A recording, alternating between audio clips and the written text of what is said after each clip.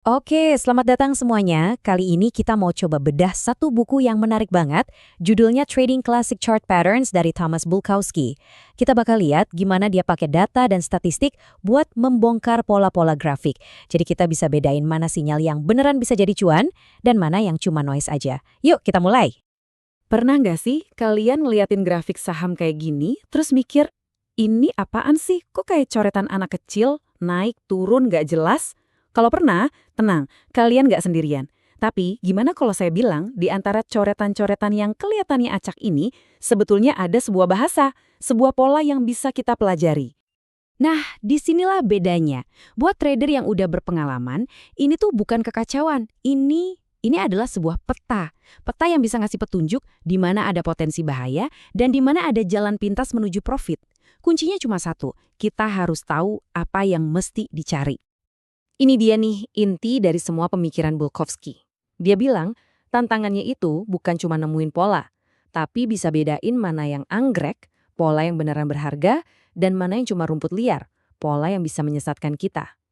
Dan alat buat bedainnya bukan pakai perasaan, tapi pakai data. Oke, sekarang ayo kita coba pecahin kodenya. Tapi sebelum kita ngomongin pola-pola yang rumit, kita harus paham dulu dua konsep paling dasar yang jadi fondasi dari semuanya. Konsep ini, menurut Bulkowski, adalah yang paling penting. Anggap aja harga saham itu bergerak di dalam sebuah ruangan. Ada lantai di bawah yang kita sebut support, dan ada atap di atas yang kita sebut resistance.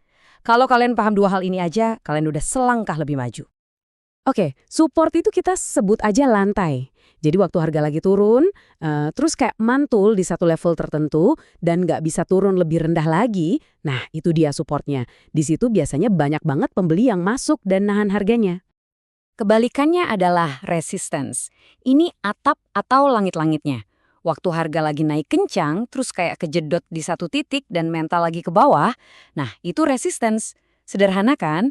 Ada lantai, ada atap.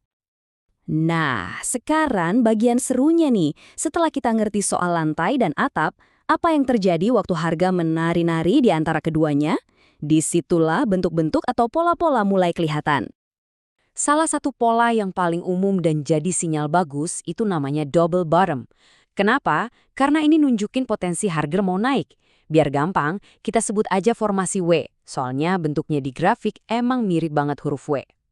Coba bayangin ceritanya gini. Pertama, harga jatuh, kena lantai. Terus dia mantul sedikit ke atas.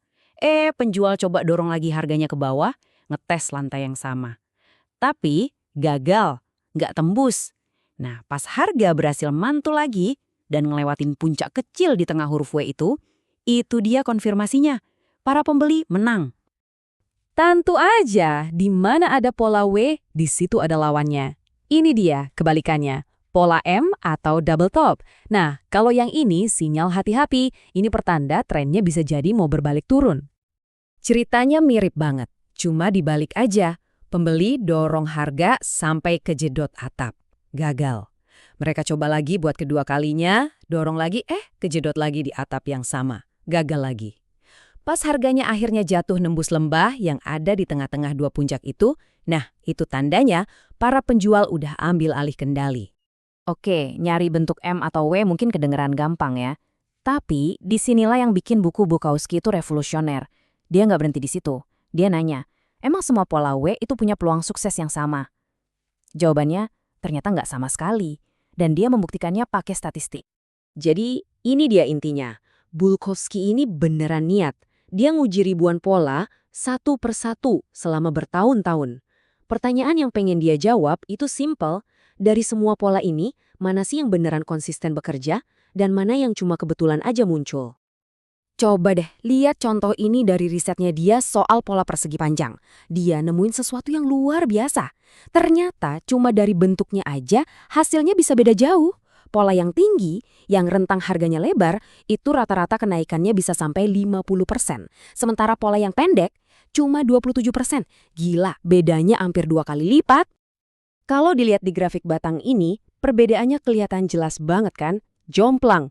Ini bukti visual kalau nggak semua pola itu diciptakan setara. Dengan informasi kayak gini, trading itu jadi bukan soal tebak-tebakan lagi, tapi soal menempatkan probabilitas di pihak kita. Inilah kekuatan analisis data ala Bulkowski. Nah, terakhir, Bulkowski juga ngasih beberapa aturan emas biar kita bisa selamat di pasar. Ini bukan cuma buat yang suka analisis grafik aja, tapi ini nasihat bijak buat siapapun yang berinvestasi. Coba deh, pernah nggak kalian ngelakuin ini? Terus-terusan megang saham yang lagi rugi sambil berharap, pasti balik lagi kok. Atau yang lebih parah, averaging down, malah nambah beli saham yang lagi jatuh.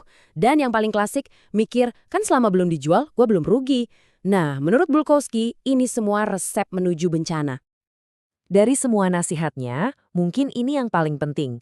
Diringkas dalam satu kalimat pendek. Kalau sebuah saham turun, ya jual. Udah sesimpel itu. Aturan ini mungkin yang paling susah buat diikuti secara emosional. Tapi bisa jadi ini yang paling krusial buat menyelamatkan akun trading kita.